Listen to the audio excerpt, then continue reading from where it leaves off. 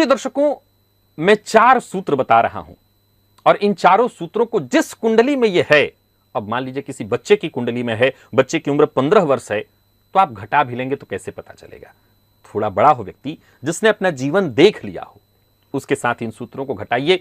जन्म कुंडली में केतु यदि कुंडली के 10वें भाव में दिखाई पड़े, जन्म कुंडली के 10वें में यदि केतु दिखाई पड़े किसी भी व्यक्ति की कुंडली में, तो तय जानिए ऐसे जातक को प्रसिद्धि तो मिलेगी, पर यह नोट करके रखिए, ऐसा व्यक्ति उस प्रसिद्धि से ऊब जाएगा,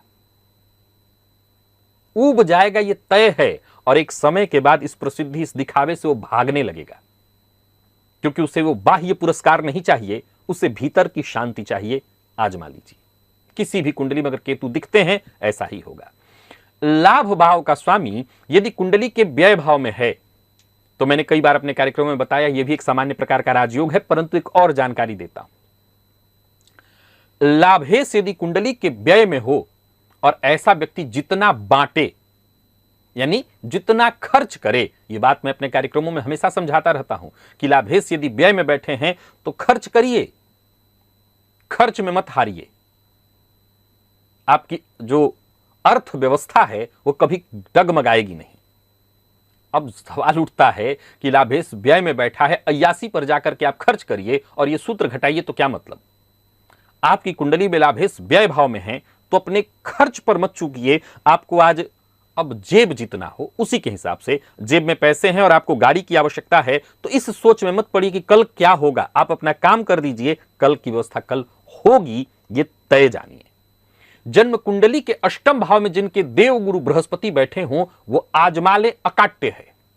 आप अपने जीवन में जीवन के हर संकट को सीख में, ज्ञान में तब्दील कर लेते हैं।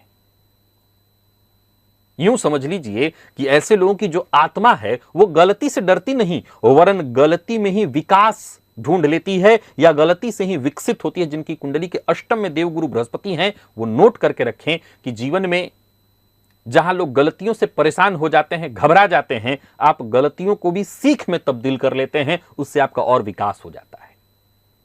और जन्म कुंडली में लाभ भाव का मालिक यदि पंचम में हो, यानी एकादशेश यदि कुंडली के पंचम में बैठे हों, तो आपकी पूंजी जानते हैं क्या है? आपकी पूंजी आपकी कल्पना है, और इस कल्पना को बेचकर कमाइए जितना आप कमा सकते हो। याद रखिए, प्रकृति ने आपको एक वरदान दिया है, और वो वरदान है औरों से आपको ये जो समय है, ये काल चक्र है, हमेशा आगे रखता है।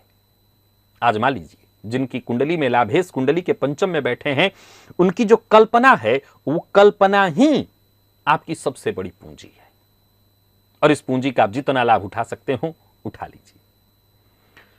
आशा करता हूं जिन कुंडलियों में यह है, मैं तो 100% जानता हूं यह घटित होगा, लेकिन जिनकी कुंडली में है और जिनको कम विश्वास हो ज्योतिष में, उन्हें जाकर के बताइए ज्योतिष कैसे काम करता है। चलते हैं।